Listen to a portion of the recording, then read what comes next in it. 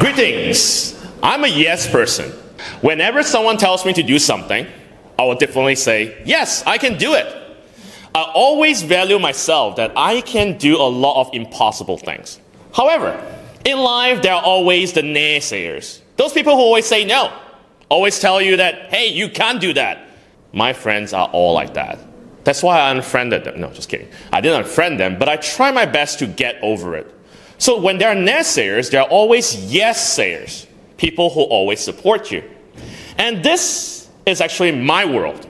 My world is painted with lots of different stars, stars of wisdom, stars that people inspire you. However, I also noticed something strange.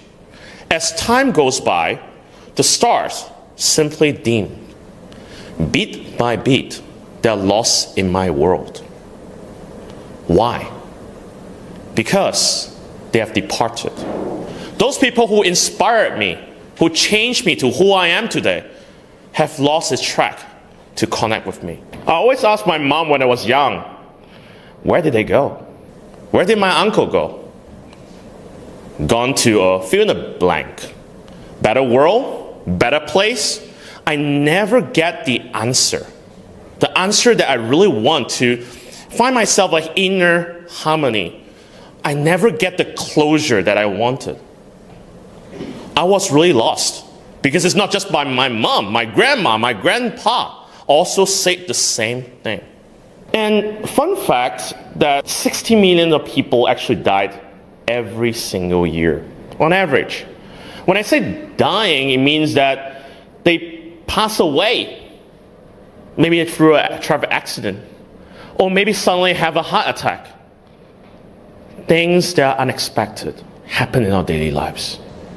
We lost them too suddenly, and even when we try to connect with them, we can't. Now, this is a very important person in my life. As you can see, that's my grandpa, and he's bald because he's very wise. All his hair fall off because he always inspired me with wisdom. Every time he talked to me, one hair drop off. That is what simply happened to my uncle. No, my grandpa, sorry. My uncle is also like that too. Maybe they are very clever. Luckily, I didn't lose my hair. But this person inspired me every single day when I'm feeling down. When I want to do something, let's say, I want to change the world. I want to make a difference. People say, you can't. My grandpa always smiled at me and said that, you can. You can. And you will do it. Unfortunately, he can't see me right now to who I am today. From an introvert who doesn't talk with people to someone in success, a speaker, a contest champion, and even winning awards around the world, training different companies. It's an introvert to an extrovert, which breaking stereotypes. Yet my grandpa always told me this: when all things fail, smile and stand back up again. These words I remember very clearly when I was young, but I lost track when I get older. Why? Because memories are just thin threads in your mind. It will get disconnected as the time fades by. There I was dealing with my personal grief. Everyone has grief. Have you lost someone in your life that means to you a lot? If yes, please raise your hand. Someone that's really important and close to you.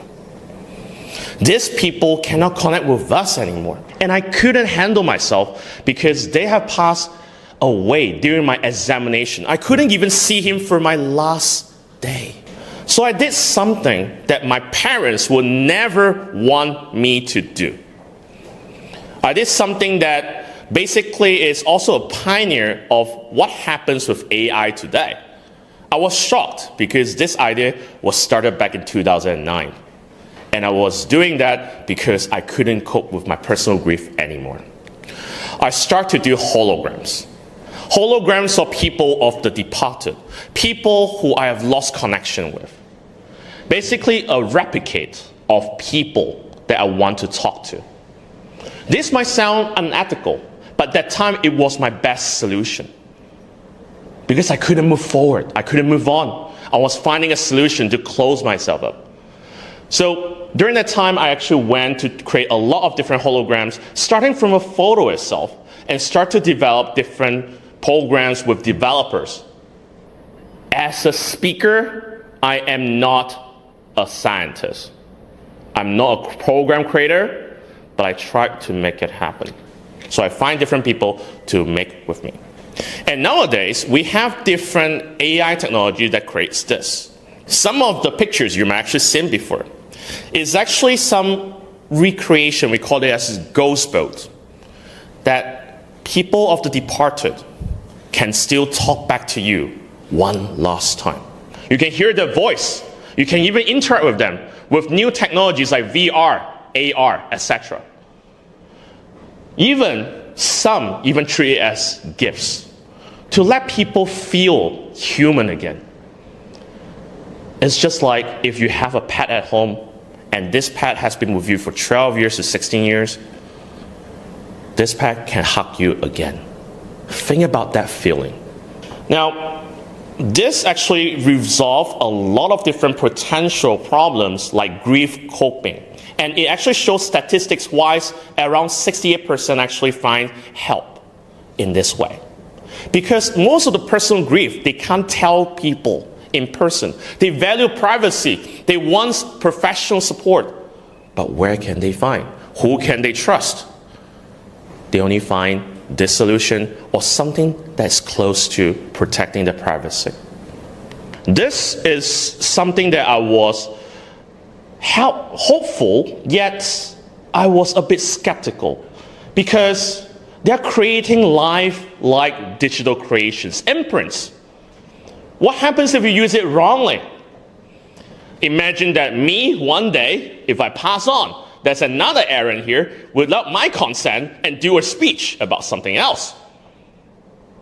And do something that I never liked to do. Think about its implications. I was trying to find the harmony, the connection, and the positive use. That's why I went a different way. I created something called the family stories. A family story whereby everyone in the family can create a hologram together, whereby they can be like a legacy bringer. They can share the wisdom to their family and friends, even to the many generations ahead. Their stories are kept alive. Think about what it really means. All the cultural heritage, wisdom from the ancestors is passed each and every single dot in your generations. And you can pass it on. It's a digital imprint that basically passes on valuable information about your family history and stimulate interest to know more about you and the connections between you and your ancestors. And I started to discover that this makes a lot of importance when I visited an old folks' home. A grandpa was actually asking me that, hey, Aaron, I want to create a digital will. What in my digital will is that when that person passed away, that hologram will actually talk about that will. That person is alive to tell you where that will goes to. And also passing on the wisdom. I was like, why would you do it? He's 98 years old, retired war veteran, and I was surprised by his loads of stories that should have passed on to many generations, but he couldn't. He was stuck in that old folks' home. He couldn't move anymore. What can we do? Just record his voice? Not even authentic enough. We have to create something called the digital imprint. Now, this experiment that I've done with around 200 to 300 people per class. You can see that there is actually an old folks home. There's also hospital patients who with terminal diseases. They want to really pass on what they cherish most. It's just like listening to someone who is dying, telling you all the precious information that you ought to know. And I even went to prison, and trust me, visiting prisons is not a good thing. I nearly died because they are notorious. However, when I talk with those people in prisons, it seems that, hey, there is hope. Because some of the prisoners actually end up with life imprisonments, meaning that they can't get out. But what about their families who still want to talk with them? the connections is what value most. I train over like 500 to 1,000 every single year for prisoners. And I discovered that there are many stories that's worth sharing, just like what TED Talk focuses on. Ideas worth spreading. Why not do it with stories? It will change everything with the latest slogan. And finally, when I was back in UK, I actually helped a lot of refugees. Travel all the way to UK just to seek refuge, seek asylum. And each of the stories are not really well told because they do not know how to express their words to be able to communicate with people. That's where I start to experiment with many, many people, train them up, get the connections there. So I even give a nickname for this story called Stories That Beep. Because it's just like a lifeline. Imagine you're in the hospital. The lifeline actually goes up and down. It's keeping you empowered. And this beep actually has 4 different categories. Number 1, it helps the person build resilience. What happens if your family members or your loved one is not around you? How can you cope with grief? This actually helps to build resilience. Number 2, it actually encourages reflection because their wisdom may be helpful at the moment that you are growing up. I wish I had a mentor. I wish my grandpa's still alive and still teaching me a lot of different things. But I couldn't. I couldn't really get his voice because I never take photos in the past. As an introvert, some of you may have been an introvert, you know how it feels. Not reaching out and avoiding talking to people. All my thoughts are only kept in my mind, not actions. And then we have the cultural heritage that some of them are shocked to discover they have a different heritage, like a Latin heritage. If they never explore their family tree, they will never know about this existence. It's always something interesting to find in these family stories. And finally, we have the preserving and shared wisdom. There's some lost arts, lost knowledge that can be passed on to different people. And yet this is viewed as an ethical problem. Because no one wants people who are dead to be back alive for unknown reasons or uncertainty. Which presents to the following problems. The following problems like deepfake. Have you seen deepfakes in literary book or other different sources or medias? Deepfake whereby we can see famous people being impersonized and trying to scam you for money. And that's shocking because there are money lost because of that. And people will prey on the vulnerability because you need reliance and they are actually lying. Gives false hopes. The false hope is making it worse. What about the issue of consent? Agreement. Have you got the dead or departed consent to do something that you want them to do? And basically, it has been misused. And we're starting to see more of a fraud and scams around the world through this. And this leads to misinformation, whether we can trust any information again or not. The disconnection is real. But how can we actually make a difference to that? And finally, the last thing, the culture. Some countries view the departed very seriously, and they even have laws. Like Muslim countries, they actually have issues with that too. Have we ever thought about the ethical implications for it? What turns out to be just a kind idea turned out to be an abusive tool.